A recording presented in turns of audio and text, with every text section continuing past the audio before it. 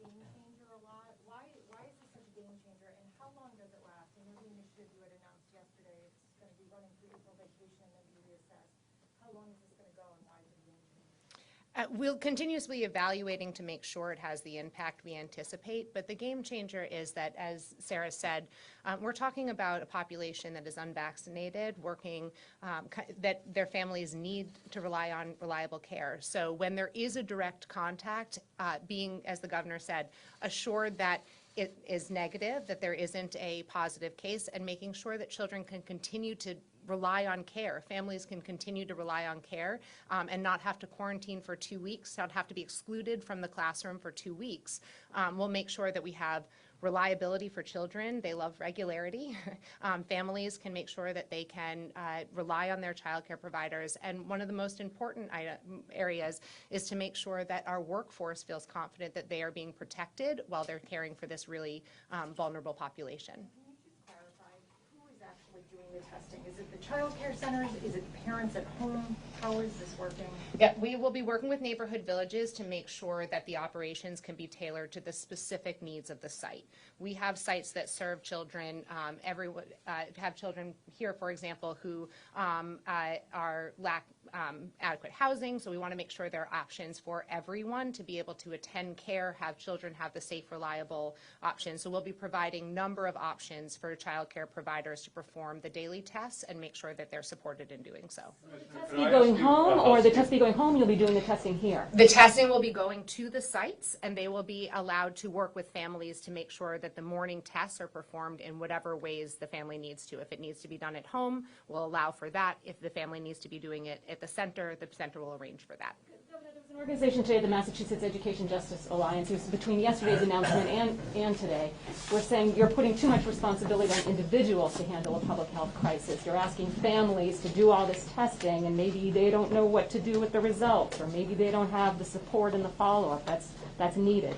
Well, one of the reasons we decided to keep the pool testing program in place, both in K through 12 and in early care and education, was because we wanted to maintain that regular surveillance program that already existed and was in place. And the reason we gave schools a choice and school districts a choice about whether they wanted to stick with the current test and stay program or pursue this alternative approach was because we knew that there would be some people who would want to go one way and some people who would want to go the other. And that's why we also gave them a week or so to try to figure out which one they thought made the most sense.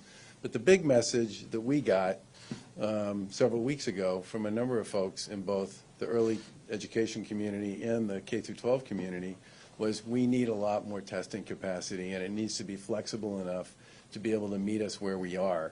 And we need to see those results in less than 24 hours. And that's why we created these models. We think they give people a lot of optionality that they didn't have before.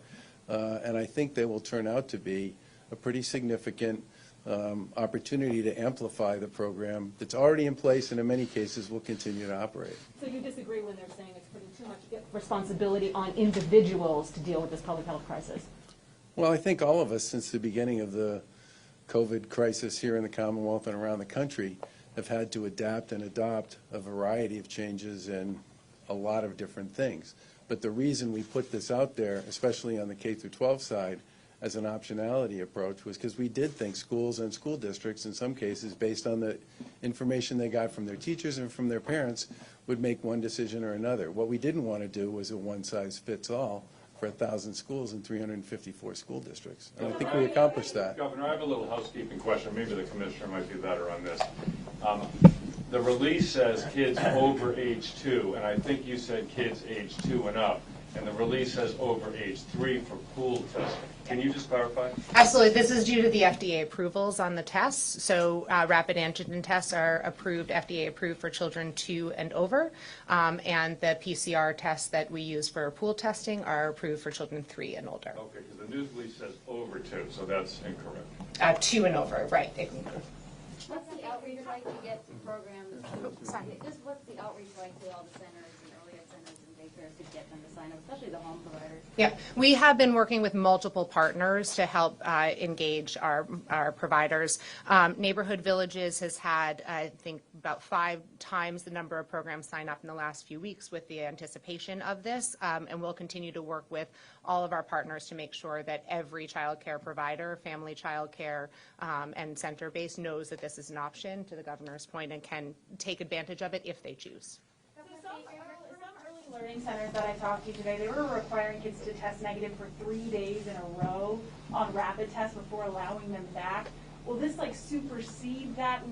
And what can you say to these daycare centers who still seem to have pretty stringent policies on this, and these parents cannot find these tests? Yeah, so I think really the game changer, providing the test to the child care center, make sure that access to tests doesn't become the issue for parents keeping children in care. We'll be working to make sure that our providers understand the protocols that we're laying out that are informed by public health professionals and can use that to apply to their own business operations to help make sure that they're using the test in the best way possible. And how long will this pool of rapid kits last? I know April vacation was mentioned. I mean, do we have any idea? I know you're divvying them up, but I think this is such a new program for childcare that we have to get our providers signed up, distributed, and see the utilization rates to be able to assess the duration of the program and the efficacy of it. Can I just follow up?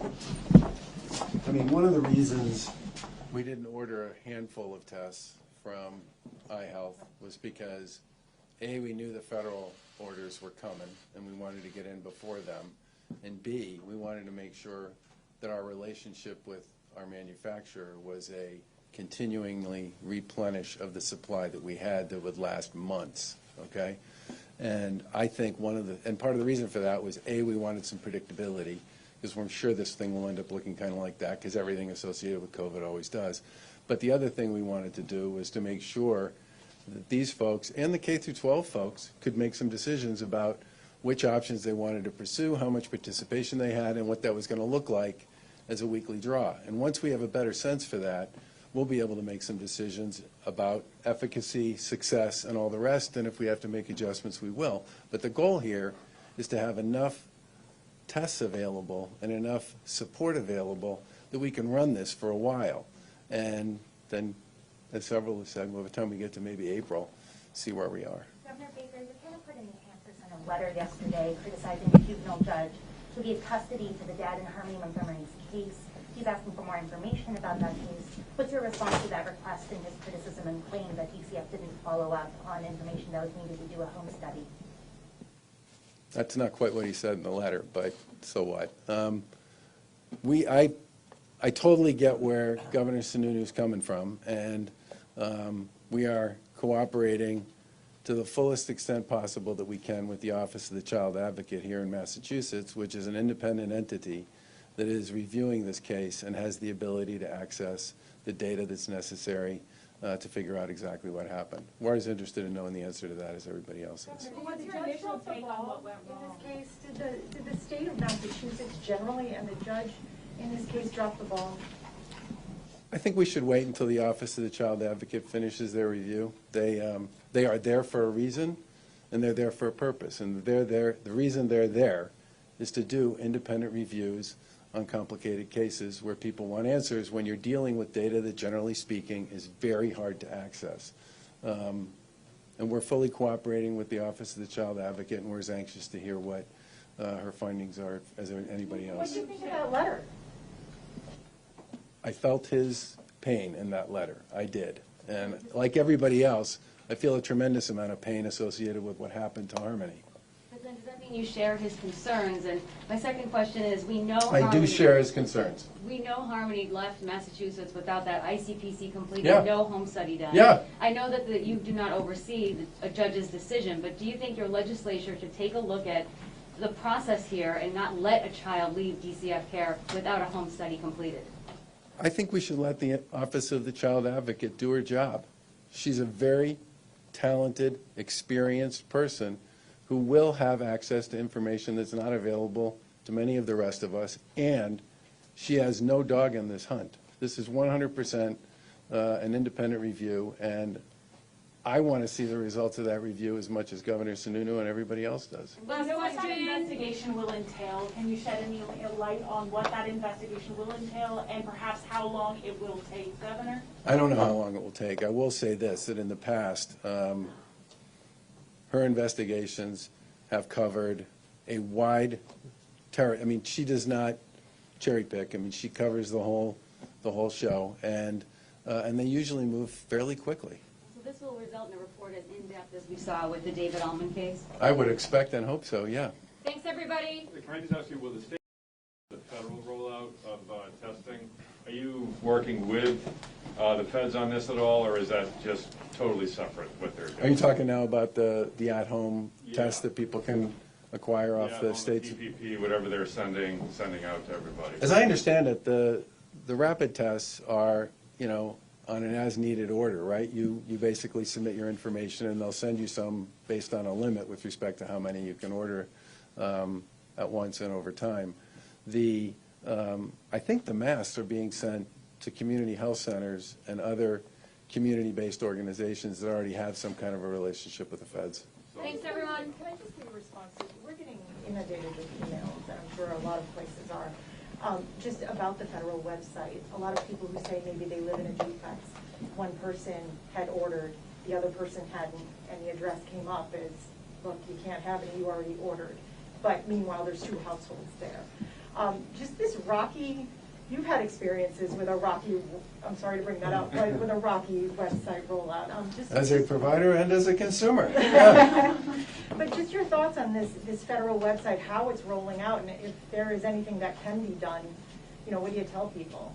Well, this came up on a call recently with the governors, and the one piece of advice, since many of us have been through this routine ourselves, was that it was going to be important for the feds to have what I would describe as a parking lot, which is a place people who don't get whatever it is they think they're supposed to get can go, and then some mechanism to actually engage in either an online chat or a phone conversation with somebody to get to the bottom of what their issue or their concern was. And the feds, I mean, they heard that from several of us, and they took that advice to heart. And if they don't have that type of mechanism in place at this point, I would expect they will shortly, because they will need something like that to be able to close the loops, especially on the kind of issue you just raised, which I've heard of already from people who've called our office. Thanks, everybody. Thanks, folks.